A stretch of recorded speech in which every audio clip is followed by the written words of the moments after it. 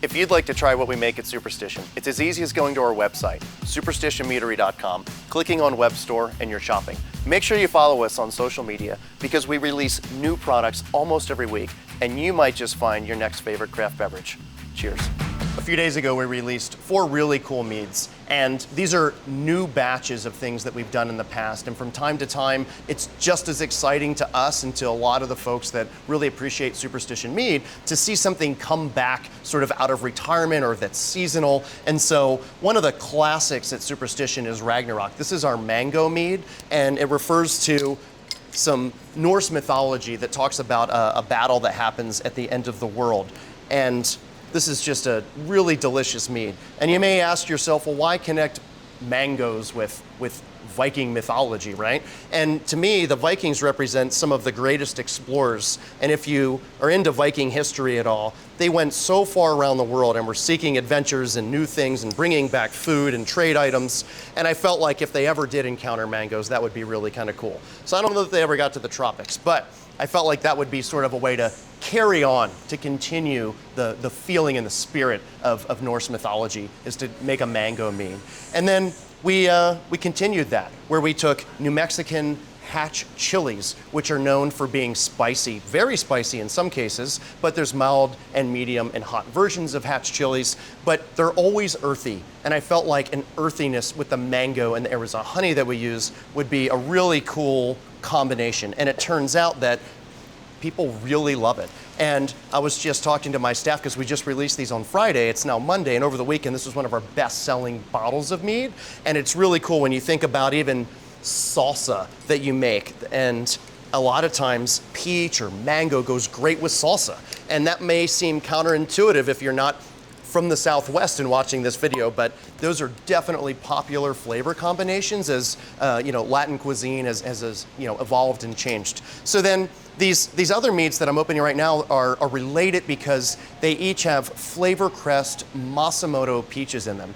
And what makes these truly unique and probably one of a kind in the world is the fact that we froze these peaches with liquid nitrogen, in part to do a bit of sanitization of the fruit itself. But really what we wanted to do was have fun. And another thing that we wanted to do, which is a practical aspect of freezing fruit, is that when you freeze fruit, you break down the cell walls of the fruit and you can extract more flavor from any fruit that you freeze.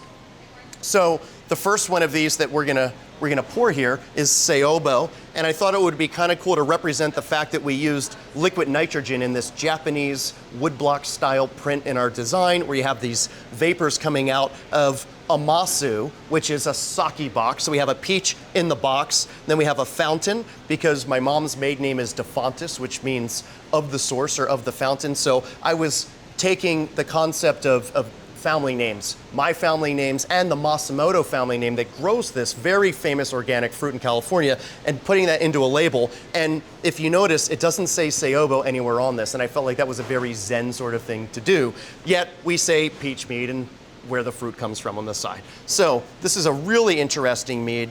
And this year, one thing that we did a little differently for each of these, and this is Invisible Smile, and so this is a peach sizer. So we used organic Arizona apple cider from the only commercial cider producer in our state, the English Family Fruit Farm. We have a great relationship with Dwight and his family. They're awesome, and they make some of the best cider that you've ever had or never had, because Arizona is not known as the apple state after all. But we put these Masumoto peaches in here. And what we did differently this time, besides simply suspending the frozen fruit in a sanitized sack in a fermenter, we actually pressed the fruit after some time of that happening, and the peach flavor that comes out of these it's really just unparalleled for anything that we've ever done. So starting with Invisible Smile, you get apples and peach on the nose straight away. I get a little bit of honey, which is defining these as being meads after all. And maybe a hint of ethanol, just a little bit of that alcohol. But you can barely taste it. It's so delicious. It tastes like apple and peach juice together, but it's a mead after all, and just delicious. I can't wait to try some different food here at Superstition downtown and see what that pairs with. And then going straight to peaches, no apples.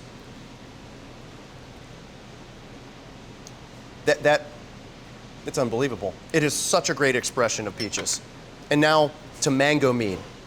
With and without chili, you can see colors changing as well based on the special ingredients we use. So here with just peaches, it's almost water white. That's a term that a mead judge may use if they see often a traditional mead it's almost colorless when it comes to its hue, but it's very beautiful and it's sort of poetic, but yet that's from the peach juice. But then when you combine it with the apple cider, we get this, we start to approach a straw color. Just like you start to see this, the chilies are gonna give you more color than not. So you know it's different. It's a way to just spot a glass and to know which bottle it came from.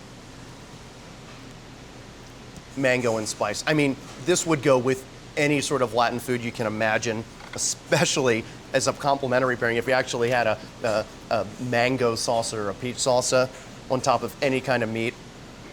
And then the nose is so different on this. To me, this is just pure tropics. It's tropical. Ragnarok. You get a little bit of booze in the finish, so you know you're drinking something that you want to drink, and it is absolutely delicious. So these meads are outstanding. They have really great reviews. Ragnarok's won a silver medal at the largest commercial mead competition in the world.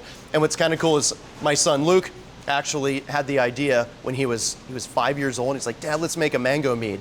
And I said, all right, cool, let's go with it. And that spirit is actually carried through till today, where any of our staff that have an idea and want to connect with our production team can do at least a bench trial test batch of something, and if we like it, and usually we do, we'll turn it into a small batch of mead and maybe grow that over time, maybe put that into barrels. But it was funny sitting at the Mazer Cup for the second time, and we're at the awards dinner, and my son's name came up as the mead maker on the PowerPoint, and I think that everyone sitting at our table, when I told them that he was 5, they're like, they didn't know whether to be inspired or insulted. Like, really, a kid came up? I'm like, well, yeah, he came up with the idea, and we mixed this up together, and it turned out that it was amazing.